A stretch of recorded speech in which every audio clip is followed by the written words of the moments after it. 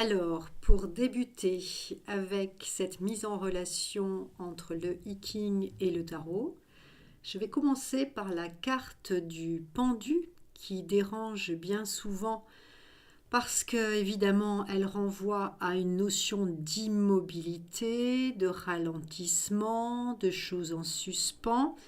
Cette carte, bien souvent, énerve. Voilà. Alors, je vais la mettre en relation avec l'hexagramme 39 du I-Ching qui s'appelle l'entrave. Apprendre à se tourner vers l'intérieur, à créer l'espace nécessaire au développement du sentiment, à se faire confiance. Deirdre Baird. Se retirer sans chercher à régenter tout ce qui se passe au dehors, telle serait la sagesse au moment de l'entrave. Lorsque la vie s'oppose à nos projets, il y a toujours, quelle que soit la colère, la tristesse ou le désappointement, une leçon à entendre, et elle ne peut être entendue que si l'on accepte de faire un pas en arrière, de prendre du recul, de faire retour à soi. Ce repli est le leitmotiv de l'hexagramme, où toutes les tentatives d'aller de l'avant se soldent par un empêchement, voire un blocage complet. Lorsque l'on s'arrête et calme son volontarisme, au contraire, on donne du temps au temps et des forces insoupçonnées viennent à soi. Le modèle de cette patience, tel que présenté dans la grande image, est l'eau, qui sera très valorisée par les taoïstes pour la force qu'elle accumule en se situant toujours au point le plus bas. Rien n'est plus souple et plus faible que l'eau, mais pour enlever le dur, rien ne la surpasse. Lao Tse.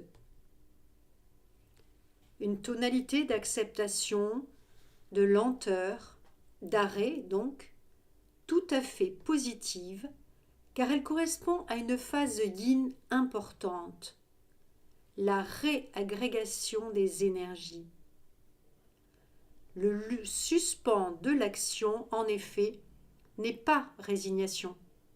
Il est intériorisation, thésaurisation, réorganisation.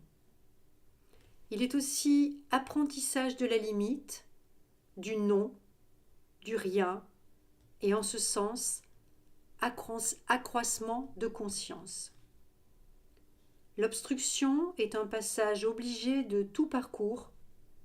Ce fut un point central de la réflexion de Jung.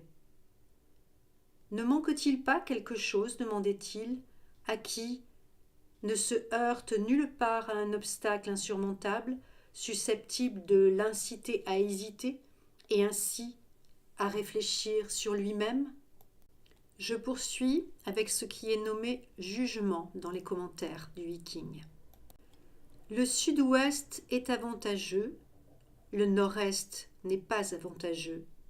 Il y a avantage à voir l'être grand. La constance est faste. Un empêchement est toujours vécu comme une frustration. Il peut pourtant être considéré comme une conjoncture favorable si l'on s'abstient de forcer les choses. Parmi les 4 orients, le sud-ouest est le moment du retrait et de la gestation. Le nord-est, celui où se prépare une avancée solitaire. Faire un pas en arrière, c'est prendre du recul afin de reconsidérer les problèmes en amont. C'est à cette perception élargie qu'invite l'être grand. S'il n'intervient lui-même que rarement dans les diverses situations du I-Ching, il est plutôt quelqu'un auprès de qui on prend conseil. C'est qu'il est un modèle de distanciation et de hauteur de vue, et en cela, le reflet idéal de la meilleure partie de soi-même. Incitation à ne pas essayer stupidement de forcer l'obstacle, à revenir sur soi, à prendre le temps de changer son regard et d'envisager les choses de manière différente. Grande image. En haut de la montagne, il y a l'eau, l'entrave. Ainsi, l'être de valeur, en se retournant sur lui-même, cultive son pouvoir. Hauteur inaccessible ou ravin périlleux, l'obstacle est infranchissable. Face à lui, l'être de valeur utilise les ressources du moment. Comme la montagne imperturbable, il s'arrête et tranquillise son esprit. Comme l'eau qui s'accumule patiemment, il se tourne vers les forces qui s'assemblent naturellement en lui-même. Par ce retour à l'intériorité, il vit l'étrange paradoxe que le pouvoir puisse s'accroître par la suspension de l'intention. C'est le leitmotiv du Tao. Décroître, encore décroître, jusqu'à atteindre le non-agir, ne rien faire, et il n'est rien qui ne se fasse. Enfin, je vais vous délivrer la parole du sage quant à cet arcane du pendu qui peut bien souvent nous agacer. La particularité du sage, c'est qu'il sait s'adapter au temps. Un pas en arrière n'entraîne pas pour lui de frustration. C'est donc lui qui a la meilleure position et qu'il faut voir autant de blocages, car il est à même d'enseigner non seulement la nécessité du repli tranquille, mais aussi la pertinence de cette stratégie pour l'amorce d'un renouveau.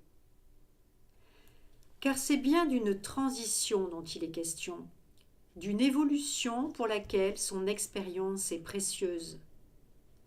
Le terme rendu par magnifique grandeur se retrouve une autre fois en haut de l'hexagramme 23, l'usure, lorsque, au moment où tout semble contraire, se mettent en place les prémices d'une renaissance. Le rôle de cet être grand ici, où il est en relation avec les forces yang de la situation, les 3e et 5e traits confrontés à l'impossibilité d'aller de l'avant, est de convaincre de la nécessité du recul, de les aider à comprendre que c'est en différant le mouvement que se traduit l'indispensable consolidation des énergies, que prendre de la hauteur est la meilleure attitude pour préparer la suite du processus et discerner ce qui est précieux. Précieux parce que à naître et même ténu, à préserver. J'espère que cette lecture vous aidera à comprendre mieux le suspens du pendu et à quoi sert ce suspens.